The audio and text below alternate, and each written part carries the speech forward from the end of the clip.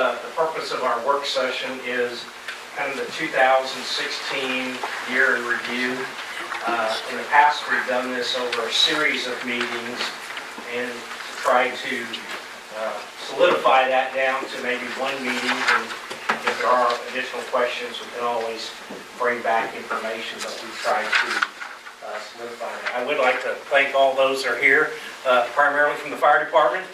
Glad you're here. And to hear the presentation, we always enjoy having people that are here to see what we're doing. Because I think oftentimes we see the big stuff and not the little things.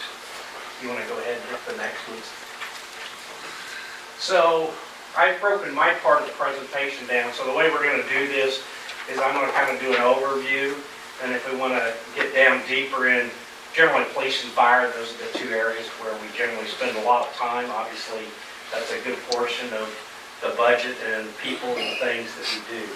But I've tried to break this down generally into the 6 areas that we identified during the council retreat last year, where we kind of broke down between funding, the identified opportunities, growth development, communication, long-term planning, and community leadership, ownership, and engagement. Those were the 6 areas that the city council kind of identified as the broad goals.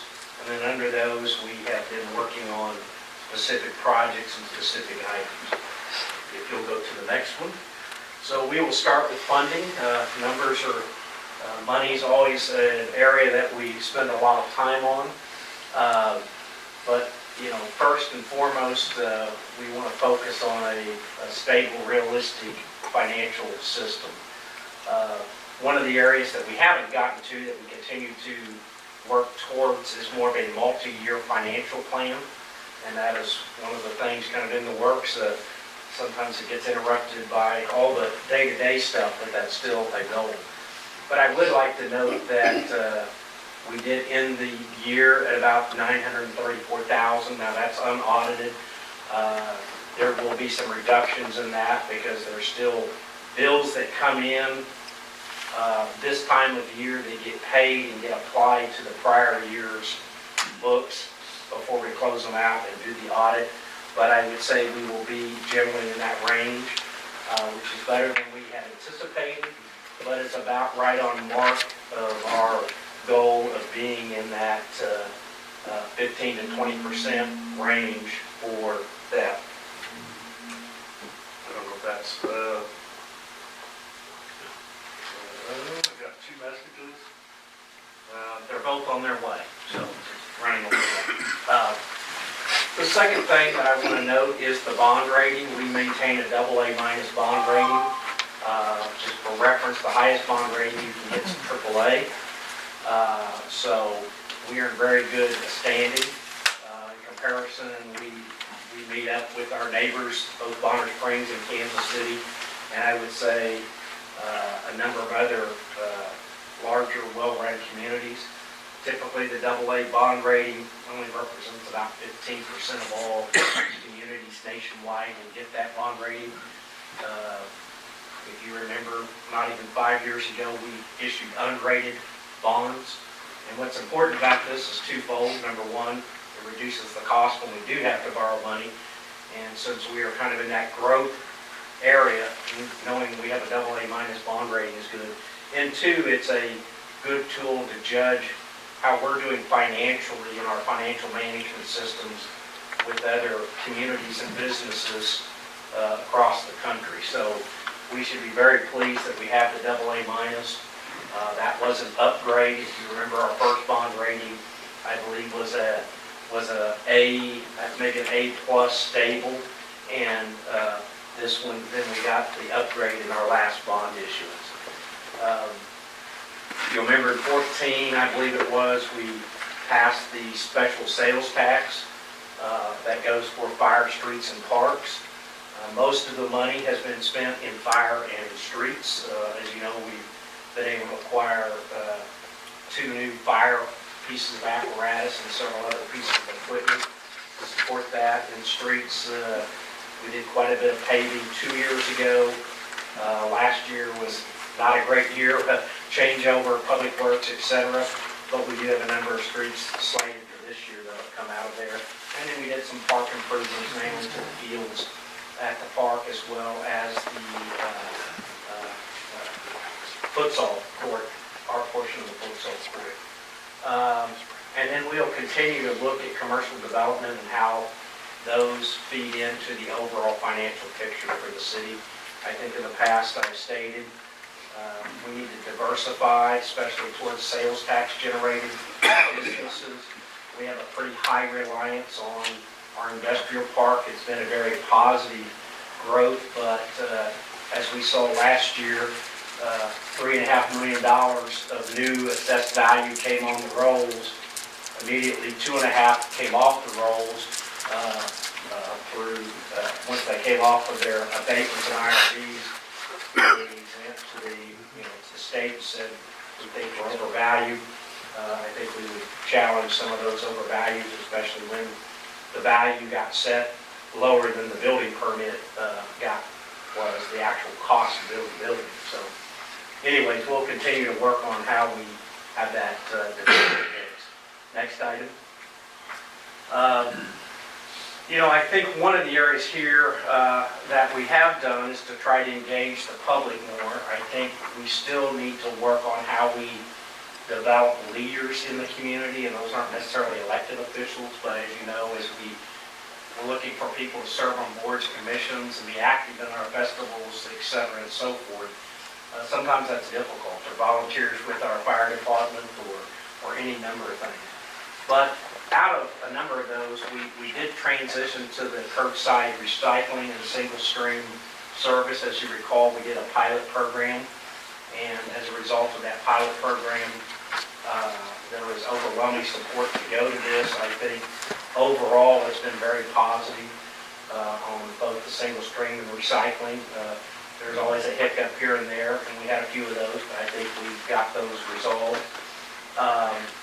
We added the Fall Family Picnic, which really came out of our 100-year celebration, and it was a success, and so we decided to continue that.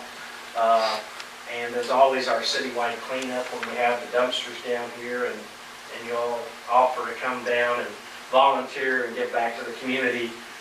It's actually a pretty fun day, so I know the firemen always help out too from over there, but if you're not working, you want to come volunteer, we actually have a pretty good time on the cleanup day. We partnered this year with 204 to use the gym at the elementary school. In the past, the floors in the gym didn't really provide an opportunity to do basketball, so they changed the floors out, put wood floors in as part of what they were doing anyways. We added basketball. We were hoping to get somewhere around 60 or so kids into the system. We ended up with about 140 kids in all of our age groups, so very successful. Mike and Zach met with the superintendent, some people over there late last week about some other improvements for the gym, for the goals, et cetera, and how we can use more space, use it more often, and we're also looking at doing adult basketball. Again, some of these things came as part of our feedback that we got from the community. Good evening. And then the nice thing that I would note, through everybody's hard work, we were named the 2016 Business of the Year by Bonner Springs Edwardsville Chamber of Commerce. Most of y'all were at the chamber banquet when we received that award.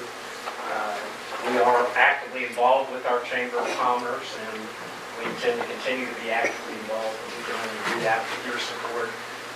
Those that can come to the luncheons and participate in some of the other activities, we appreciate that, and that helps us stay involved with the community as a whole, especially the business community. We do have a new projector. If you've noticed that the colors and things, you can actually see them. We went back and looked at what we did with the bond election that the school came up with, and when he's pointing out the gray areas, the green areas, and you're going, they all look the same. Well, they don't look the same anymore, so we think that's good. We also looked at identifying opportunities. Sometimes those opportunities have to be planned for, sometimes they just happen. But some of the things that we did through public engagement with the multimodal K-32 plan, which looked at the whole corridor. It looked at also at the rail and potential quiet zone. But what it also led to is that we were able to do a second round of planning that we're now doing around the 4th Street K-32 intersection, and how that, both for dealing with pedestrian crossings and those issues, but also how that land could develop in a more productive way than it's there today. We have several empty lots and some old buildings. We think that those are opportunities to do. I think the sewer extension was a long process, but once we made it happen through y'all's leadership, I think we see what's now happening is we have the first project, and that development team's looking at other properties, and we're being engaged because we went out and took an opportunity to get that sewer in there that now leads to other opportunities. Some of the other things that we did do is as you know, is the internet streaming of council sessions and the recording of those. That has been pretty popular. I sometimes get calls from other cities saying they saw X, Y, and Z on our video stream, and what are we doing or what are we working on. So I think it's probably more used than we know that it's being used out there. But that was something that, again, that came up from the council and was something we wanted us to explore. And again, thanks to Zach and some of the chief of police to help us with some of the technical things, we were able to move some of that forward. Again, we have a number of things we're doing with Parks and Recs in our community center, and we'll continue to do those. Long-term planning, some of the things we started this year, some of them will continue, but facility assessment, and you'll probably hear that a lot. We have facilities, they're fairly old, we're outgrowing them, and you can pick whichever department you want to pick, but I mean, you see how many people are here in the fire department tonight. We're out of room for people and stuff and those kind of things. Police department, why they have a fairly new building, again, one of those opportunities we were to take advantage of, but we still have, how do we deal with our vehicles and prisoners and training rooms and all those kind of things. And then here at City Hall, we're making do, we're making changes, we're modifying, but we're certainly not really addressing the long-range plans. And then Public Works kind of gets put wherever we have space for it, is really what's happened. And as we've taken on bigger roles, what we want our Public Works Department to do, where do we put it and how do we house it? I think, again, we've noticed on the K-32 redevelopment plan and how that's leading into the 4th and K-32. And I think the sewer expansion, not just what we've done already, but some of the discussions we've had about Betts Creek, about the tributary up to Kansas Avenue, some of those types of things, we want to stay focused on our long-term planning. We redid the planning and zoning ordinance, and we'll be working on the subdivision ordinance, which really talks about when you subdivide pieces and, what's the driveways and streets, what are the standards, what's the water, sewer, all those kind of things, typically is in the subdivision ordinance. And I know that's one of the things we have marked for Dave to work on in the planning this year. So we'll be doing those. Growth and development, I probably don't need to say much on this, but probably the biggest thing was the city's first TIF and CID. That was a fairly long process, and as you know, we got it done, and then, which is not a bad thing, the developer came back and said, yeah, but now we want to expand and make our project even bigger. That's not a bad thing. It just took us time to go through the whole process again of how it was. But I think we've learned some things out of that process that we can carry forward. Obviously, we started the LTC sewer project. It's not complete, but for the most part, it's in place. All the force main, all the connection to the unified government side is in place. We're just waiting for the physical lift station because there had to be some amendments because of electricity, as you know, that had to be done. And so that should be coming on board pretty soon. But it's okay because we don't have any customers today that are connecting to it. So we have a little bit of time. That has led to, and I think we are about there finally, contract with unified government. So we'll do a wholesale agreement with the Wyandotte unified government. So as it's always been the case, the sewer system in Edwardsville has always been owned by the city. But the problem has been all the money's been collected and kept on the UG water pollution control side, and yet we've always had the responsibility for that system, but have never really put money aside because we haven't had the revenue mechanism in place. So I believe we've worked out most of the details and we're down to just getting the process through. And of course, it takes a little bit longer with the UG cycle, just how their council cycles, et cetera, go, but we should finalize that hopefully by mid-year. We have a number of developments. Plaza West is just one of those. We had INX. Good evening. We had INX. We had Herb Jones. MedArt is expanding. We refer to as the Coleman Building is expanding. And now we know that Fastenal is expanding. So we've had a lot of development and we'll continue to have a lot of development. Again, as noted here, we finished the zoning code. And it's interesting, we talked about planning commission cases. We had 13 of those in 2016, so 13 separate cases that we had some action on. We've had 17 of cases filed in 2017, just to give you an idea. I think the other thing I would just note about growth and development, some of y'all probably saw Mayor Holland's announcement about the jobs and the investment in Wyandotte County. And I don't remember the total investment, maybe Mayor you do, but I remember the total jobs. Last few years it's been 2.8 billion. Okay. And so, and there's about 11,000 jobs total that were in there. For reference, in the last 4 years, that same planning period, about 975 jobs have been created in Edwardsville out of that 11,000. So we're a little less than 10% of all the jobs. When you think about Edwardsville in relation to the size of everything, and you had some big projects from UG, right, General Motors, the upgrades they did, Amazon, some of those announcements are pretty sizable. We added about 1.6 million square feet of space, and the investment is nearly $140 million in new investment that's occurred over the last 4 years in Edwardsville. So I say that just to say that we are a significant contributor to the overall impact of economic development in Wyandotte County. And I think we'll continue to be an impactor in Wyandotte County as well. Go to the next item.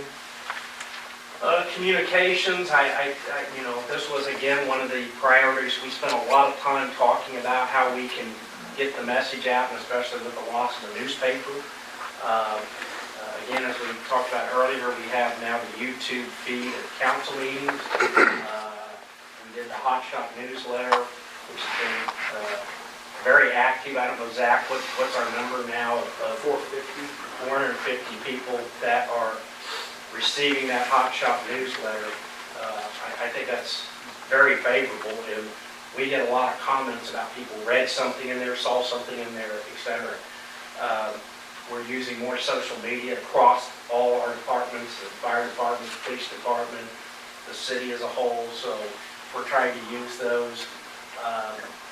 The budget narrative that was put together that we now can put online and use out there, again, helps people that we may not even know that they've come and looked, but I know when people come to us, they'll mention that they saw this or saw that, so we may or may not know it for some time or ever, but I think it's doing a great job out there. And as you know, we hired a frontline person to kind of be able to stay focused on that, so partially so everybody else could get work done, but Morgan's been a great asset to the team.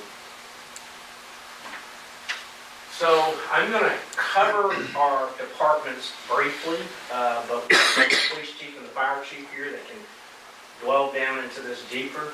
But one of the things we want to do is take this presentation and we're going to put it together like we did the budget narrative and have a kind of a snapshot with infographics, and I think you all have a copy of kind of the plan of that. So again, we have another piece of material that we can use out there in the public. I think what I can say across the board for everybody is this. We've all been very busy in 2016. We were more busy in 2016 than 15. And 2017 shapes up to be another year of being busy, even more so than the previous 2 years, which is a good thing, but it has its challenges. But I think some of the things I'd like to note, about our police department, we are the safest community in Wyandotte County. Now, you can measure that a lot of different ways. That's just based upon the report of crimes per 1,000 people. But we are also very comparable to the state as a whole. Now, oftentimes, we'll hear, well, we got too many cops, we got this, or we got that. But I think when it comes down to public safety, it's money well spent, and our guys do a great job, and they stay quite busy. We were, as you know, kind of down on staff. I think as of today, we filled all the positions that we have. I met one of the new officers, which I probably won't see him again for 6 months because he'll be in field training and at the academy and on deep nights, and I'll probably be lucky if I see him. But we have got our staffing at what's been appropriated from a funding source. Whether that's the right number, I think we'll probably be talking about that more. But because of that, the activities were more focused on dealing with criminal type of activities and investigations, etc., and less on maybe traffic enforcement. So you'll see financially our ticket counts may be down and even our revenue somewhat down, but that's, when it gets to it, we're going to focus on the crime part versus the traffic enforcement, even though they have some crossovers there. Again, I won't spend much time on department. Recruitment was a lot of time was spent by chief and deputy chief and others in the department, not just filling spots, but making sure we filled it with the right people that were going to be long-term employees here and present Edwardsville in its best light. Go to the next slide. So again, I'm going to give a quick overview, and Chief Mathies can get down to some of the depths of this, but I think what you'll see here is it's a pretty active place. 7,600 calls for service, over 1,200 involved in some type of report out of that. Again, you can see our crime population is 32.4. The state's like 29.9, I think, so we're right there. But pretty much all of our areas have gone up, and in some respects you don't want to say that these things are up, but I think on the other side of it, our arrests are up. We still have a very high rate of clearance, and a lot of time is spent in investigations dealing with some of these serious cases, but they do a great job. Again, I think, it's been pretty much the same overall picture as far as where we're busiest. We tend to be busiest at K32 and South. Why? Because that's where the vast majority of our population is. That's where most of our economic engine is at as far as the industrial part. As we expand and grow up north, I imagine some of these figures will start to change, and that'll be something we want to watch of how that happens and how we might want to redeploy resources that we have. We'll go to the next item, please. On the fire side, the same kind of deal there. A lot of growth. Obviously, a lot of EMS calls, about 73%, which is not is pretty typical in the services. We did add 3 full-time personnel in the past year, primarily for EMS side, so we can make sure we always have those first ambulance and that first paramedic truck available. As you'll see in a minute, they do a great job. But as I said earlier, space continues to be a problem. Where do we put people? If we bought another piece of equipment, we have no place to park it. We have limited space in the bunk room, so we're looking at how we address some of those things, and probably be back before you in the near future on some of that. We have done a good job, I think, of dealing with some of the aging fleet. Though, as we all know, we still have the Albatross. That has been a very expensive engine for us, but we're probably a little time off before we can replace it just on a financial basis. But with the new quick attack truck, the new engine, that certainly has helped us, the ambulances. But understand, those ambulances, we're now in third year of rotation on those, and so we'll probably be looking at replacing one of those here in the next 12 to 24 months. Just has to. I don't know all the miles and all the data, but just on rotations, those are going to get rotated more often, more quickly, because they put a lot of miles on them. Because they're not just, like our fire truck typically is right here in town. Every time that ambulance takes a call and transports somebody, it's going to KU, it's going to Providence, it's going 20, 30, 40 miles every time it pulls out of the station. Go to the next slide. I would point out here, we had 957 emergency calls. You may remember just a few years ago, we were under 800 calls. Obviously, we still responded to EMS calls, but obviously we're probably doing more of that than we did. But, we're getting near that 1,000 number. I don't know if it's a magical number, but it's certainly, we've been growing pretty rapidly. I think what we're proud of is that three-minute or so response time. It's been 3:19, 3:30. And again, the decision to bring that EMS side in-house, this was a big issue, right? So it was not just about a fire truck getting to a scene. They did a great job providing basic life support, but we wanted to add that advanced life support so we can get there with a paramedic every time, in this kind of a time frame. And we know that it's been productive because you've heard about the cases where we've had saves. We've had 2 saves in cardiac arrest situations that probably don't occur if it takes 7 to 10 minutes to get advanced life support there. So we're getting our money's worth, is what I would say. So we want to continue to focus that. Another focus has been improving our staff overall and education.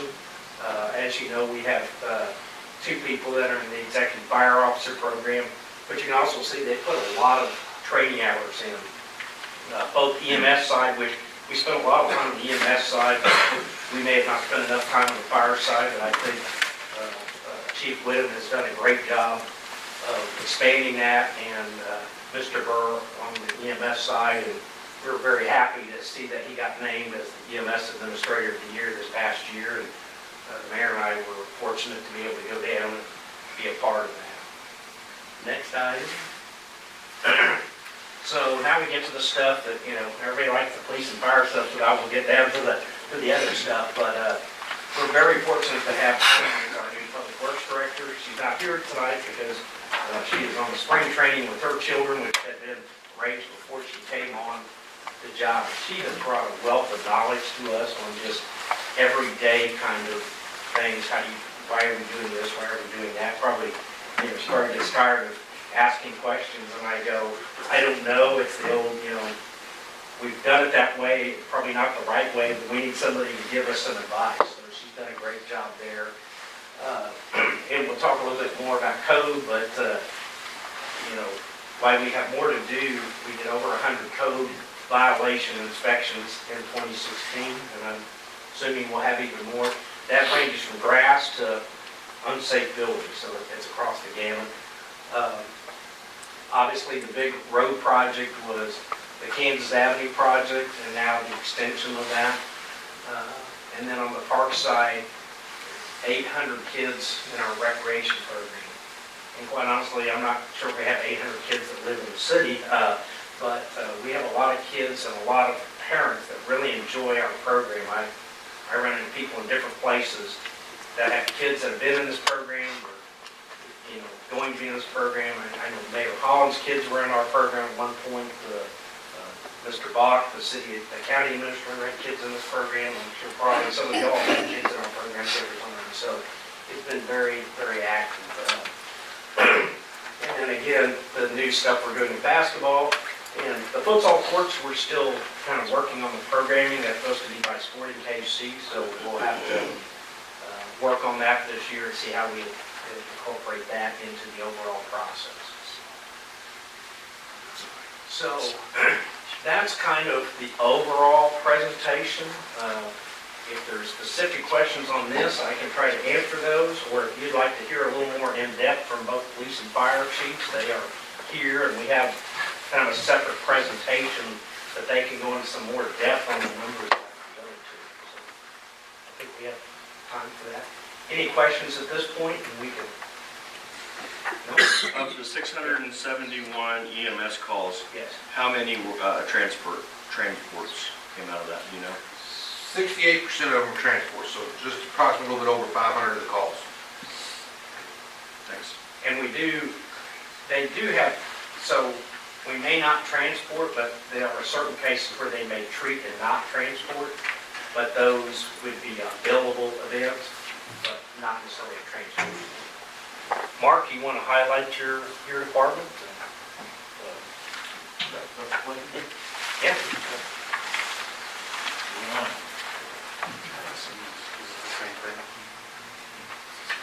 Yeah, it's just,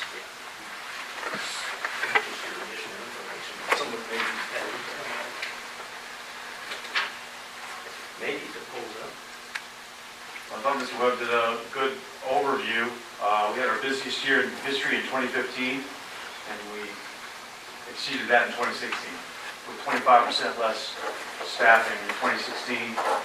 You saw the data in which less citations were written. Mr. Webb alluded to kind of the factor that plays into that. If you have 6 people and 3 of them are in training, that means 3 people are doing the work, not 6. So that's exactly what's happened. That's as easy to understand it as you can put in perspective, is that when we had 3 people gone, then we hired 3, then they had to go into training. And that's, field training is a double up. So you have to have a field trainer, and then you have the trainee. So we take 6 people, and we essentially make them 3. So in the busiest year, that's one in, so 6 people aren't out there patrolling and doing traffic enforcement, for example.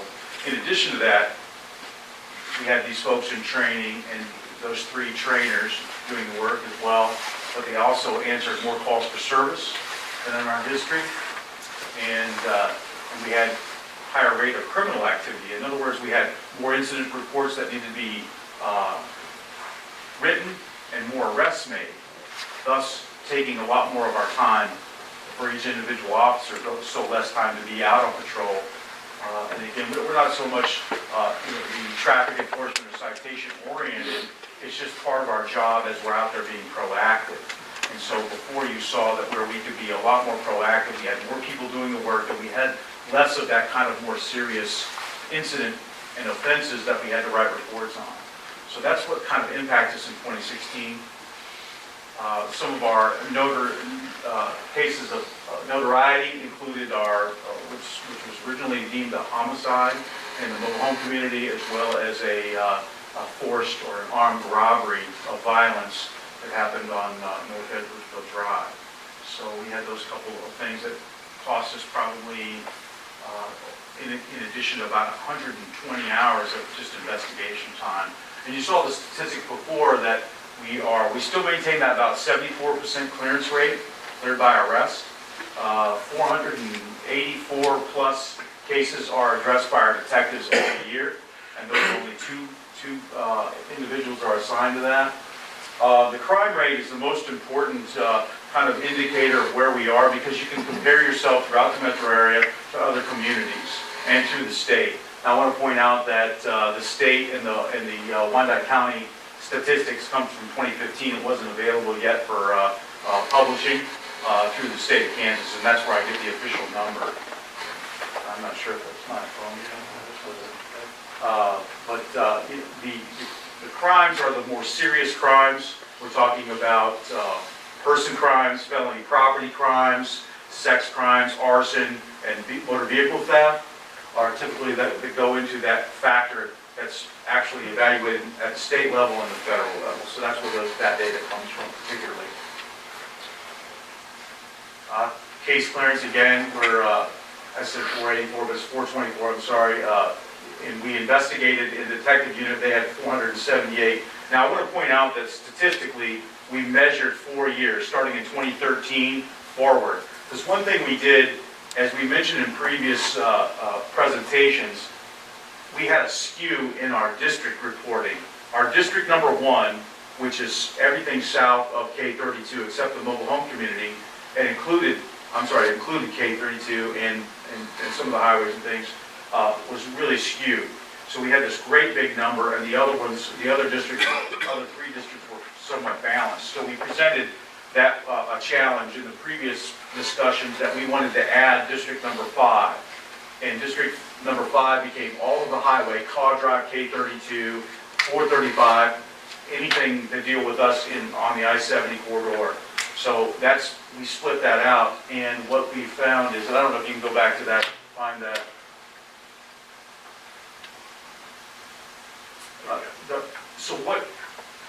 Why we chose 2013 is strategic. It's because the data entry standards were a little different prior to that, so we could capture the addressing on Caw Drive, K32. So if you have 15 people doing data entry, the same place could either be K32 or Caw Drive. 2013 forward captured better data. Though the data is there for the previous years, back towards 2008, this was the best data. So it gives us some frame of reference historically for those 4 years. So we typically would use 3 or 5 years on our comparisons, but that's why we did that. So we've added K32, Caw Drive, I-435 to I-70 is district number 5, and you can still see somewhat of a skew there. It's still pretty heavy in District 1 and District 5, but imagine all of those on average were in District 1. So we really can capture it a little better and understand where to deploy our resources. And these are reporting districts, and thus that's how we write our reports, and that area is labeled either District 1 through District 5, and then statistically we can hone down exactly where some of our crime activity through analysis is happening. So our command staff is familiar with all this stuff. They've had projects through the years, especially in 2016, about going and evaluating all of this data to include our patrol-related activity data. This is just from a records management system. We have another system that officers are required to document 6+ hours of their daily shift of all their activities in their districts, what time it took place, day, and that sort of thing.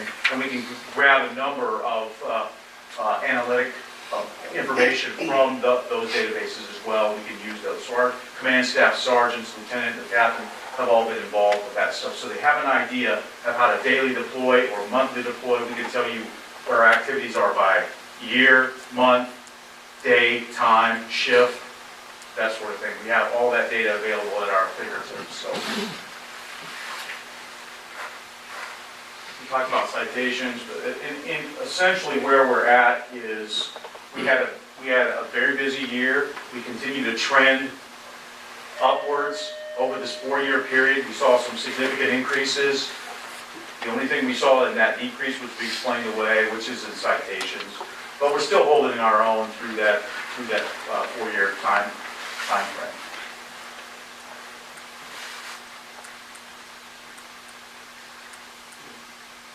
And here you have some of just kind of interest. Where we pull some of this information is from both our daily activity reporting as well as our records management system. Our average training hours since 2013 every year is over 1,300 hours. Average overtime is over 2,000 hours in overtime. We drive about 127,000 miles. We use about 13,000 gallons in fuel, and officers on average about 31,000 in activities. So they're active, they're accountable, they're responsible. And then we added, over the last couple of years, we've added this Facebook and Twitter accounts. Our web page has become more active, and you can kind of get a sense of that information. Where we're really liked is in the lost animals. Someone, for example, called today and said, I've looked on Facebook, and our executive assistant has been gone on a cruise for a week, but we've had a couple of animals, and the first place the folks looked was to our Facebook page, because we put that out there. It's a very useful tool, and of course, we can track all of the likes and things like that on there, so we're going to continue to use that. We pledged as a strategic opportunity to use that more to our advantage, and specifically train our executive assistant, Amanda Holloway, on how to manage this, what things that she could come up with to kind of market and brand the police department through the Facebook page, as long as, and tying in with the city's overall theme. And I think that's worked really well, and joining up with Zach as he's come on board, it's just continues to grow. So we really like using that, and we tweet out here and there. If you're a Twitter person, we have some stuff out there every once in a while. So, and those accounts link up as well. And that's about it. Well, I can stand for any questions you might have. Sounds like we're good. Thank you. I'm used to being out here. Thank you very much. Thank you. Great job this year, and for the last 10 years. Is that my water there? It must be. So I'm fine. You sure? Yeah. Yeah. Good evening, Mayor and Council. I'm going to give a brief overview of 2016 for the fire department. You've already heard Mr. Webb talk about. We as well had our busiest year on record, 907 calls. A few of the big things is we had more involvement within the department and the agency as a whole. Part of that was a reflection of personnel here exceeding the standards that we've had been able to enforce, such as Mr. Burr and Captain Ted River both being recognized and being accepted into the National Fire Academy's Detective Fire Officer Program. Again, this year we have another firefighter going to the National Fire Academy for another program that is available to us. So we are drastically improving the amount of training and the amount of caliber of training we're continuing. Also, as Mr.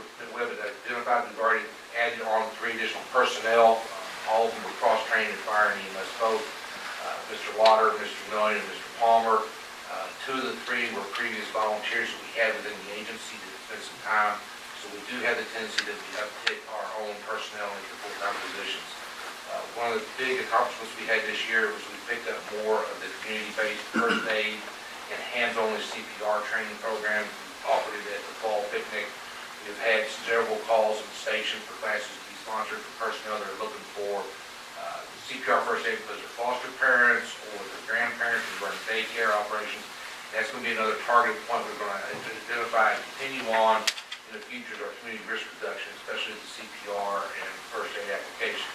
As you know, we talked about we've had 2 CPR saves here. We'll be recognizing another crew at the next council meeting for that. CPR, as soon as it's initiated within 2 minutes or less, with early access to defibrillation, early access to ALS has a more significant positive outcome. That's where we sit there and try to come in with our paramedics and our ALS skills. We always strive to keep the paramedic on the pumper as the backup call so we can still do that ALS skill here in the community at about 3 minutes and 19 seconds. Next slide. One of the biggest things we have is we've established our goals, our strategic plan, line up with the goals that the City Council had come out with the retreat. Our first goal is to provide rapid response and aggressive intervention to all emergencies we're called to. As we said before, we are up drastically. We'll change the next slide, Zach. We are up 13% in calls from 15 to 16. However, we need to look at, we are 31% overall increase from 2011. 31% from 2011. To give you an idea, in 2006, this agency ran 640 calls. At the end of 2016, we ran 957 calls.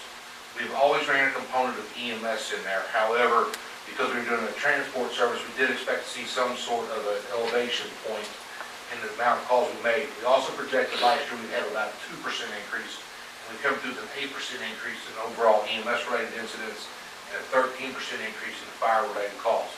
Now, we sit there and thought we had a problem with a significant increase in Lawland incidents or brush fires up around 98th Street. We actually only had a 3% or a 3-run difference between the previous year. Most of our calls are an increase in good intent calls, which are usually canceled or dispatched to cancel all out, odor of smoke or a possible electrical scare or electrical issue, and then gas leaks and so forth have been the increases that we've seen along with fire or false alarm calls, activated alarm systems. To give you an idea, in 2015, we ran about 32 of those calls. In 2016, we ran 57 false alarm calls. Our good intent calls went from 60 to 92 in that same time frame. So we are trending upwards every year, even though our population is actually been consistent or decreased from the time we started the 2006 review with that. We're still at about a 9-second increase in response time during 2016. As we sit there and continue to watch northern development go, we will sit there and start seeing that time frame increase, as well as the number of calls increase. We're going to sit there and have a delay. One of the big aspects we have is 73% of our calls are EMS related in nature. The nationwide average is about 70%, so we're not too far off from what a nationwide average is. Most fire departments of career caliber such as us that provide or do not provide EMS related services, transport services, still average about that 70% percentage of EMS calls. So we're on target with everything we're seeing within the nation. We have 3 nursing homes in the center or the downtown portion of town. We've done transports from. We did notice this year an uptick also in bariatric related calls. But we had to increase. We had to call from AMR or Johnson County Med-Act, especially bariatric rigs, show up here in the city to help out. We also did have an increase in unscheduled transfers. Last year, we had 40 calls from mutual aid go out for EMS-related incidents alone. 7 of those went to Johnson County Med-Act. They were emergency 911-related calls where we were already 2 ambulances down and needed a transport service to come in. And then we had 31 of those calls go to AMR. Some of those were for bariatric rigs and some of them were for scheduled transfers we could not commit to, or unscheduled transfers we could not commit to because we had 1 or both of our ambulances already out. We are going to continue to sit there and monitor this number. If you look at 40 calls, the lost revenue is not significant, as in it's not a $30,000 or $40,000 loss compared to what it would cost for full-time personnel and benefits. However, it's going to be a number we have to monitor. We're never going to put the community at risk by having a 911 truck tied up on a transfer and then having an actual 911 emergency that shows up. Next slide, please. Again, this year with training, we provide current training and mentoring to growing needs of the community. We had, besides Captain Van Duver and Mr. Burr going to the EFO program, the National Fire Academy, we had 3 firefighter paramedic segment, firefighter paramedic rollmate, and they both achieved their respective 1 on the national certifications. And Mr. Burr sat there and received his instructor 1. As you saw, Mr. Webb talked about 3,111 instructor-led hours. Some of that is we've gone through with our EMS and fire required in-service training of either the KU Fire Science Program coming in with classes before. Some of it has been an online certification process. It's a CAPC certification formed by Kansas EMS and the National EMS regulated agencies that allows that type of training to occur. Next slide, please. Again, fire inspections are a big point. Fire prevention education is a huge point. I want to point out that we have 108 inspectable facilities at 5.75 million square foot of space. For a small agency such as ours that still has crews doing inspections, that is a large footprint to be inspecting with the on-duty crews. As we sat there and looked at the 2016 inspectable foot space, that does not include any of the remodels that were approved by the council last year. Herb Jones, IMX, MedArt, some of those facilities will be going on this year, as well as the anticipated north end development, Fastenal, and some of these others that were occurring this year, Plaza West too.